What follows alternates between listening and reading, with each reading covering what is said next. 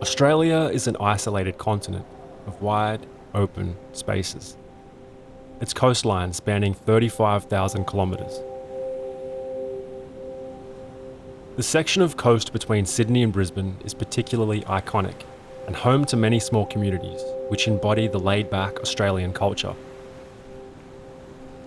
It had been years since I'd made the pilgrimage myself, and the coast was calling me. The jagged headlands and the sandy forest floors, the sweeping contours of a land surrounded by vast ocean, all make this a place of remarkable beauty and a perfect setting for the quintessential Aussie road trip. But for now, our journey begins in the suburbs of Sydney, with the long overdue catch-up with family.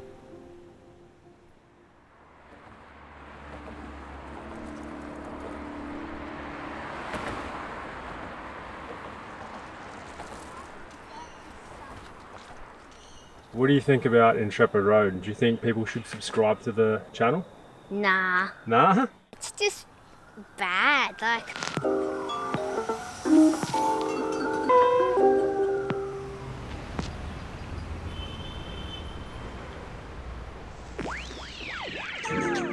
So we set off with the Monday morning traffic, 1,000 kilometres south of Brisbane.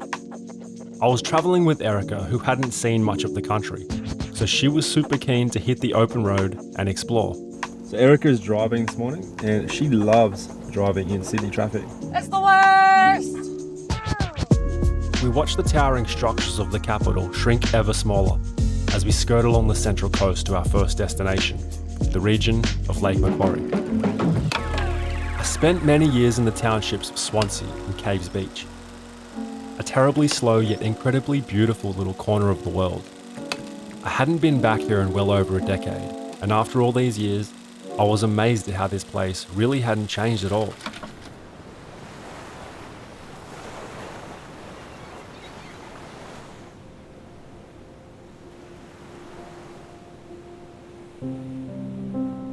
It was hiking along these quiet bush trails and rocky headlands that nurtured my love for photography and the great outdoors. I didn't realise it at the time, but these seemingly uneventful years would later shape some of my fondest memories.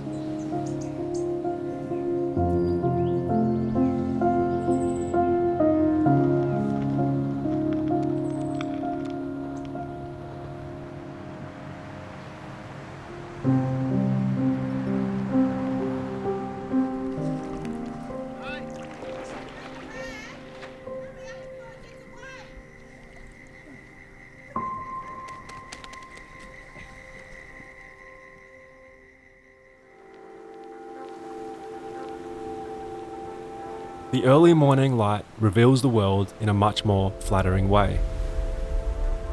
But beyond its photogenic qualities, the sunrise serves as a clear starting point, a reference we can use to better appreciate the passing of time. So I made a pledge to capture the sunrise each morning, sneaking out with a bag full of camera gear, sacrificing a warm bed for some cold beachfront, waiting to be born again.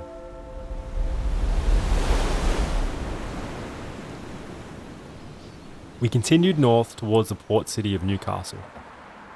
Newcastle is the second most populated city in New South Wales and is home to the largest coal export terminal in the world.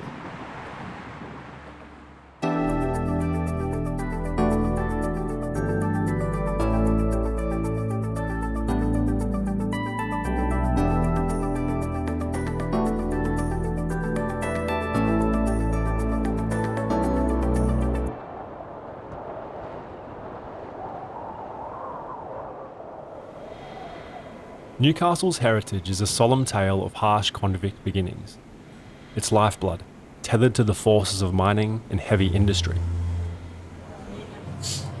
But despite its blue-collar roots, the city has managed to cultivate a vibrant space for creativity, from its writers' festivals to street art and live music. From city to surf, colonial to cosmopolitan, this town remains split between the rustic traditions of old and the inevitability of progress. Seeing as we'd be camping for our next stop, we decided to book a central location and found a stunning apartment overlooking Newcastle Beach.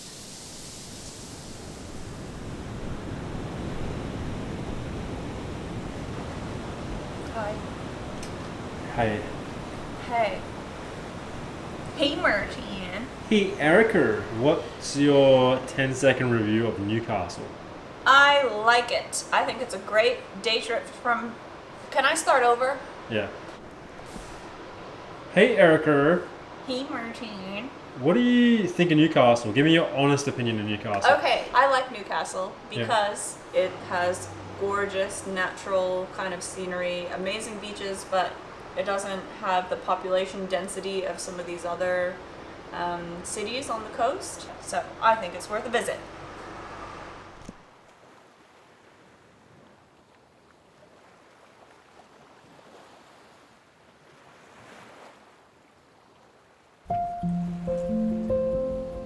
We strolled down to Mereweather Baths under a thin veil of winter fog. Half expecting an empty beach, we were surprised to find large groups of swimmers, eagerly slashing through the cold ocean waters. The pools were constructed during the Great Depression as a public works program, a beacon of hope during a time of record unemployment and despair. These cold slabs of stone and reinforced steel are imprinted with the fighting spirit of a community that pushed back against adversity.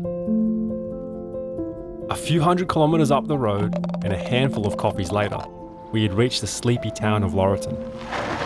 From here we headed off down the bumpy dirt road to a small slice of heaven, known as Diamond Head Campground.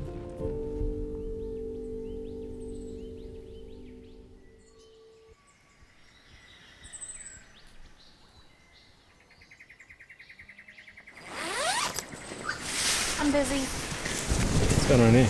I'm pumping up an air mattress. How much was the foot pump? $25. Do you reckon we should have got it? Diamond Head was the first location that was truly off the beaten track, far from the reaches of light pollution and low hum of the city.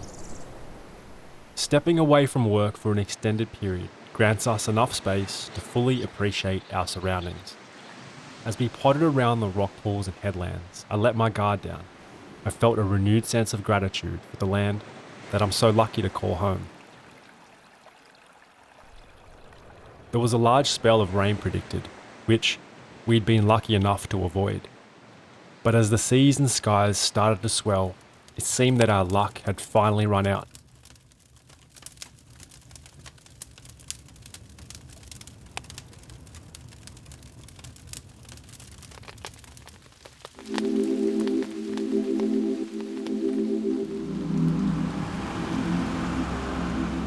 A gentle ocean creates a calming backdrop for relaxation and contemplation. But when the seas turn dark and moody, they take hold of you and pull you in. Billions of litres in motion, shifting sands and moulding coastlines. A violent ocean is a powerful demonstration of the forces outside of our control. It reminds us of our place in the world, humbled by the cold indifference of Mother Nature.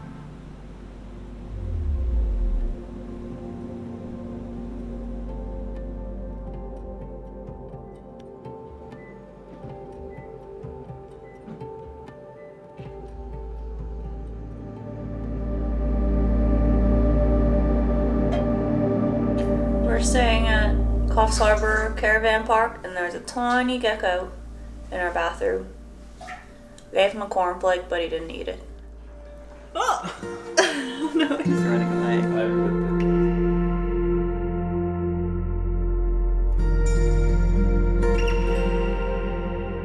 After Coffs Harbour, the highway curves slightly inland through the Northern Rivers catchment area.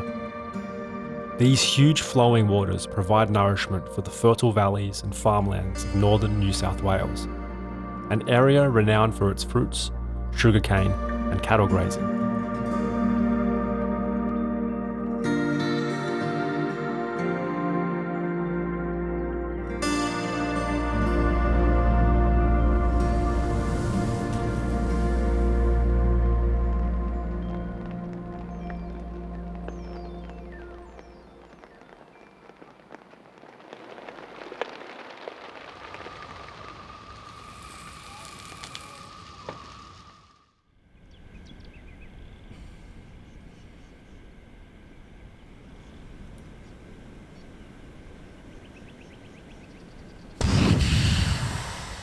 car was a sandy mess, but with one day remaining, we decided to go with the flow and embrace the chaos.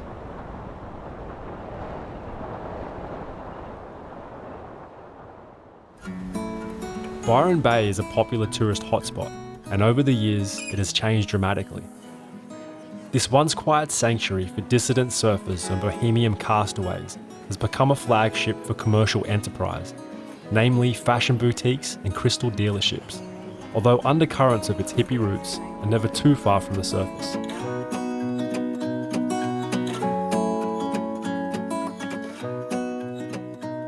The headlands are some of the most spectacular on the entire east coast. The giant sea cliffs spring forth from the landmass, where the famous lighthouse sits like a jewel in the crown of Cape Byron. We're watching the sunset in Byron Bay, and it's absolutely beautiful.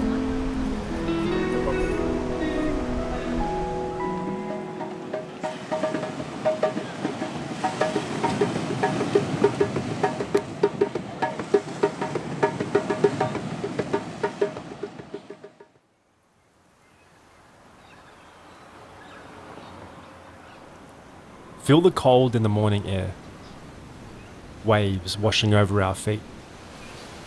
It was finally time to head home, but first, we had one last sunrise to attend.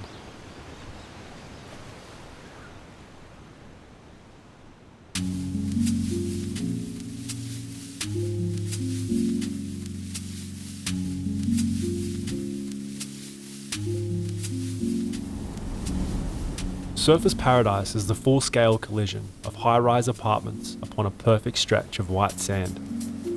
This modern cityscape rises from the ocean like a great towering reef, but of polished metal and glass. The Gold Coast is famous for its shenanigans and glamorous aesthetic, but the culture is still very surf-orientated.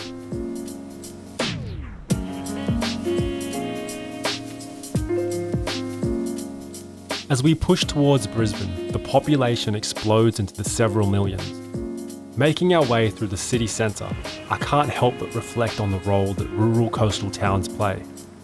It feels like a cultural memory is stored in these places, an honest representation of the people. Australia is a country of mostly barrenest desert, but the spirit of our nation lives through the changing tides and the windswept peninsulas, our home by the sea.